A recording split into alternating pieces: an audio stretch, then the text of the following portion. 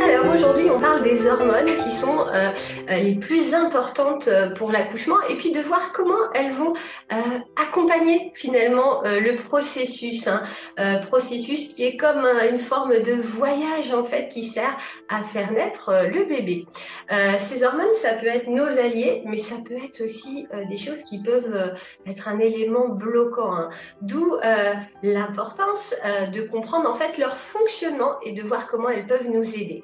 La première dont je parle évidemment à chaque fois lorsque je prépare les cours en fait avec les parents, lorsque je fais la préparation avec vous, je parle d'abord d'ocytocine. L'ocytocine, vous savez, c'est l'hormone en fait, on dit du plaisir, hein. C'est l'hormone qui va accompagner, et c'est la plus importante, pendant le processus physiologique, tout l'accouchement. Donc cette hormone-là, évidemment, elle est présente pendant l'accouchement, mais elle va être présente aussi pendant l'allaitement, pour les mamans qui souhaitent allaiter. Donc ça joue un rôle vraiment hyper important pendant tout le processus d'attachement entre la maman et le bébé. Pourquoi elle est importante cette hormone-là le jour J? Déjà, elle va jouer un rôle dans le déclenchement de l'accouchement parce que l'ocytocine, c'est ce qui va faire que l'utérus va se contracter. Donc c'est ça qui va faire qu'on a des contractions qui sont fortes et avec une fréquence aussi de plus en plus rapprochée. C'est ça qui fait qu'il y a des contractions utérines. Ensuite, il va y avoir progressivement ce taux d'ocytocine qui va augmenter pendant l'accouchement. Puis ça va faire que ça va augmenter la durée aussi des contractions. Et puis ça va réduire l'intervalle entre chaque contraction. Donc on va bien sûr avoir une fréquence plus rapprochée. Ensuite, ça va avoir un rôle important aussi, cette hormone-là, au moment de la poussée, hein. Très important, la libération d'ocytocine à ce moment-ci. Et puis, bien sûr, je le disais déjà, pendant l'allaitement, puisque c'est ça qui va créer ce qu'on appelle le réflexe d'éjection du lait. Donc, tranquillement, le lait va s'éjecter grâce à l'ocytocine. Donc, en fait, il y a quelque chose d'important à retenir, c'est que l'ocytocine, elle est un peu, comment dire, il faut faire attention à cette hormone-là. Elle peut vite se cacher. Donc, elle peut être facilement altérée par des facteurs extérieurs. En réalité, même chose, ça quand on se voit pour préparer l'accouchement, j'en parle beaucoup, hein. Le froid, si vous avez froid, là vous êtes dans la salle d'accouchement ou à la maison de naissance, le bruit, la peur, la lumière vive, les gens qui parlent fort autour de vous. Si vous vous sentez observé, parce qu'il y a un groupe d'étudiants, parce que ça peut arriver dans les hôpitaux universitaires, tout ça, ça va faire tomber le taux d'ocytocine. Deuxième hormone dont je voulais vous parler, les endorphines. Les endorphines, voilà, vous connaissez peut-être, hein, c'est comme un antidouleur.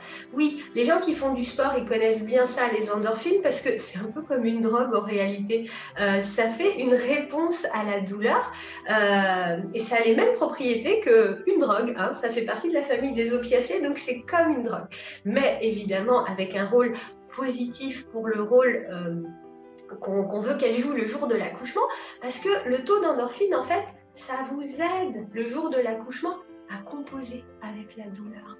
Donc, ça entraîne un état de conscience qui, on dit, il est un peu à mi-chemin, cet état-là, entre vous êtes dans une forme de somnolence et en même temps une forme d'euphorie. Donc, c'est super important, ça aide à gérer la douleur. Il y en a une troisième dont je voulais vous parler, c'est l'adrénaline. Alors, l'adrénaline, en fait, ça appartient à une famille qu'on appelle les catécholamines. C'est pas facile à dire. Les catécholamines, en fait, il y a de l'adrénaline et de la noradrénaline. Les deux sont sécrétés, en fait, quand on a peur, quand on a du stress. Vous savez, quand vous êtes un peu anxieux ou juste quand vous avez faim, en fait, ou froid, vous allez dégager du stress. Donc là, cette adrénaline, pourquoi on n'en veut pas? Parce qu'en fait, ça va inhiber la sécrétion d'ocytocine et puis ça va inhiber aussi les effets des endorphines. Pas de bol, entre guillemets, puisque les endorphines et l'ocytocine, on en a tellement besoin.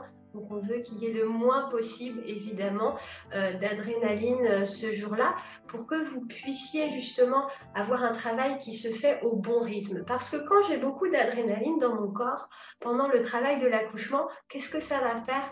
Ça va faire que je vais avoir un travail, donc des contractions qui vont être plus lentes, qui vont se ralentir, ou peut-être un travail qui va être plus long avec différentes complications qui peuvent exister. Donc si on veut un travail régulier, efficace, une expulsion à son rythme, mais quand même relativement rapide du bébé, il faut un taux de catécholamine qui soit assez bas en réalité pendant tout le travail. En revanche, pendant la poussée, on veut bien un peu d'adrénaline parce que ça va nous aider lors de la poussée. Donc, elle peut être utile l'adrénaline, mais vraiment sur la phase ultime de l'accouchement. Pourquoi cette alchimie-là, elle est importante? Parce que tout ça, ça va favoriser tout ce processus du travail de l'accouchement. C'est déjà un processus qui crée l'attachement entre vous et votre bébé, tout simplement. Donc c'est hyper important. Même chose, je termine, capsule rapide, mais pour vous donner le goût de venir vous préparer tout simplement avec une accompagnante à la naissance. Il y a 5 choses que vous devez savoir pour favoriser la sécrétion de ces hormones-là et créer ce fameux équilibre hormonal. Première chose, vous devez vous sentir en sécurité. Vous devez vous sentir à l'aise, vous devez vous sentir protégé le jour de votre accouchement parce que c'est à ce moment-là que le corps il peut libérer et réguler efficacement toutes ces hormones-là. C'est important, ça permet de votre bébé. Autre chose importante, j'en parle aussi souvent, l'obscurité. L'obscurité, ouais, c'est dans la pénombre qu'on est capable de se détendre. C'est pas en ayant justement un flash lumineux que c'est possible. J'ai besoin que je puisse être dans l'obscurité simplement pour que mon système nerveux parasympathique puisse tout simplement se détendre et que tout ce qui est mon cerveau mental, le cerveau qui pense, puisse se mettre au repos et laisser la nature faire les choses de manière intuitive. Et ça, c'est comme ça qu'on dit que la naissance peut alors exister. Troisième chose hyper importante, vous sentir en intimité.